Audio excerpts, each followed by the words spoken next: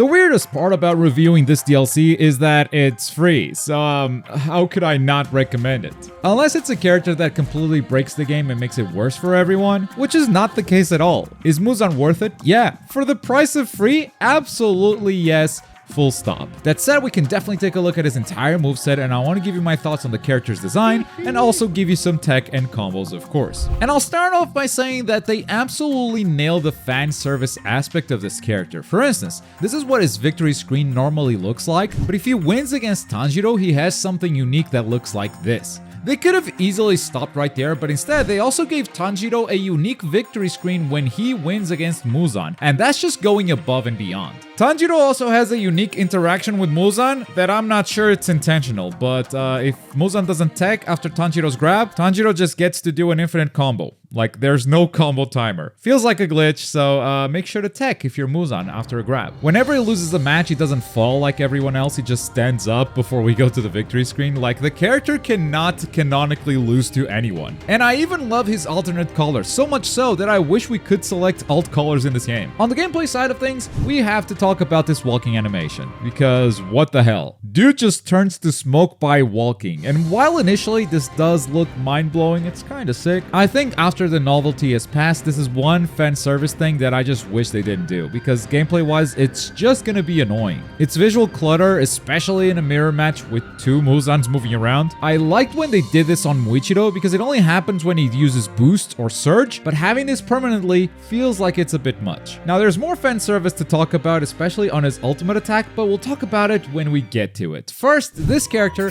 has the worst possible stats in the game, a level 1 dash speed and a 1.25 times damage multiplier, meaning his dash is the slowest in the game and he takes a ton of damage. That doesn't mean the character is bad because he does make up for that slow dash with some of his skills, but he takes as much damage as Akaza if he gets comboed by anyone. If he's the one attacking though, this is what his combos look like, starting with a neutral combo, then the up combo, and finally the down combo.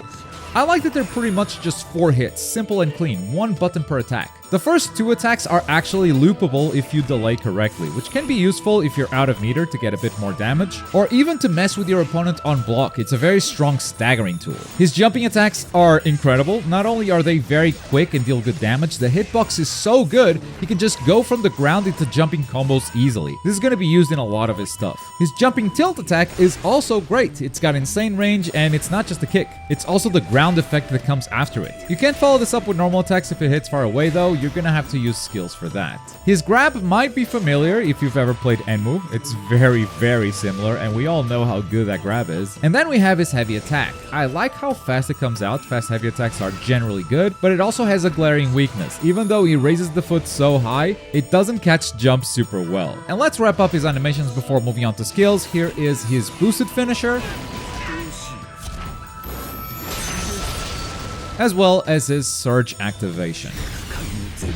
Now, this being a demon, he has 3 skills plus 2 demon skills, and they make this character feel really strong and really complete. The neutral skill, he channels his inner Sukuna as he unleashes a series of slashes in front of him. This can combo into grab for a free combo finisher, but for anything else, it's gonna cost you meter to extend further. On block, this is safe, but you can also dash cancel it, making it very plus, which is a trend with most of his moves. Tilt skill is a dashing attack. The dash itself goes through projectiles if you time it right. If you time it wrong, you still get hit at the end of it, but it kind of loses to everything else, so it's not something you can use brainlessly in neutral. On hit, if the opponent is on the ground, they crumple, giving you a free combo. If the opponent is in the air, it's gonna cost you meter to follow up. On block, this move is actually unsafe, but once again, you can dash cancel it, making it very plus. And then we have guard skill, which is an incredible armored move. It deals more damage if done up close compared to far away, and actually gives you a free dash on hit or block. Now, if you do this point blank, the skill is actually unsafe, but being able to dash after the opponent blocks it makes it an incredible pressure tool. What do you mean? You get to do an armored move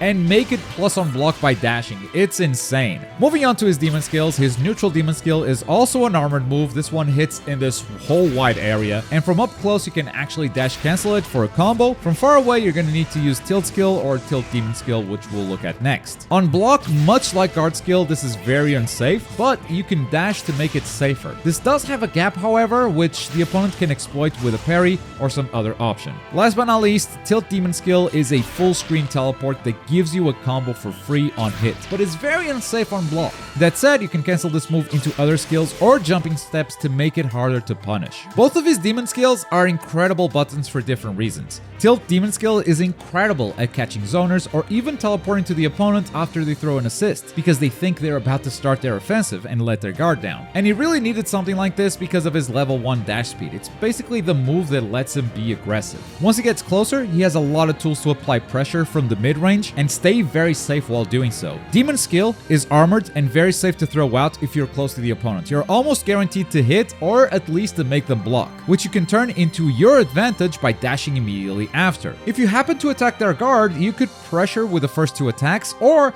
cancel into skill or guard skill if they push you away. That will guarantee that they keep blocking your attacks even though they use push block, and dashing immediately after will deal good damage to their guard as well. Ultimately, I feel like this character is an absolute menace after he gets in. Blocking against the Muzan is very scary. It's hard to get out of his pressure, and it feels so easy for him to escape yours because of all the armored moves he has. Not to mention, a grab could always just come out of nowhere. He's got incredible mix-up. That said, that pressure comes at a cost. It's very expensive to throw skills and then dash cancel them all the time. And if you're far away, because of his level 1 dash, he kinda only has his teleports to be aggressive, which means if you manage to avoid the teleport, it has to counterplay you since it's tough being aggressive with a slow dash speed. Once he gets a hit though, he deals very good damage, as you're about to see when we talk about combos. But first, we have to take a look at his ultimate. This activation is gotta be one of the worst in the game. It's an area activation around him, it doesn't have a lot of range, and it actually affects his combo routes tremendously. Most of his skills knock the opponent far away. You cannot throw your ult after any of his skills, so gameplay wise I think this is a bad ultimate. Animation wise though, it's one of the best CyberConnect 2 has ever done.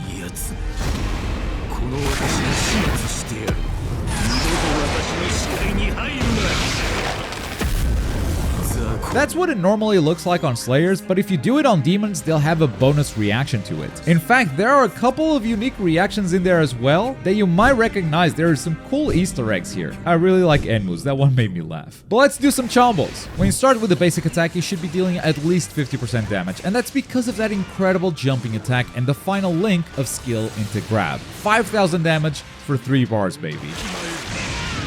If you catch the opponent with your teleport, your damage will be nerfed a bit. It's not the best of starters, but it still gets close to 50% with a similar route. I tried a few combos where I cashed out my demon skills, but didn't find anything that was super worth it, so I normally just save those for neutral or block pressure. But if you want to go for an ultimate, this is the best route that I've found. It starts very similar, but then we find a way to fit a guard skill in there before coming back down and doing our ultimate.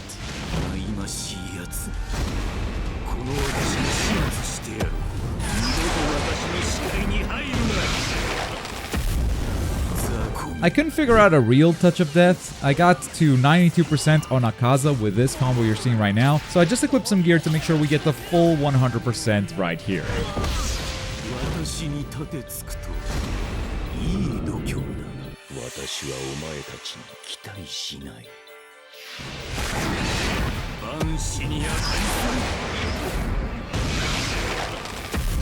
I think Muzan just set the bar for how every DLC character should be. He's not pay to win, not only because he's free, but also even if he wasn't, he doesn't feel broken, and yet he has a lot of tools. He feels complete. He feels very strong in this game. It's a strong first DLC character for Demon Slayer 2, and hopefully the rest of the DLC will follow suit. My only complaint is really the smoky walk being permanent, and I guess the grab glitch on Tanjiro. Now, of course, this is only day 1. New tech can always be found. I could always be eating my words a month from now, or maybe even tomorrow. But right now, he feels like a strong character that's not broken at all. He feels like they nailed this DLC perfectly. But that's gonna do it for the Muzan review. For more anime games, you can check out this video right here. Thank you so much for watching.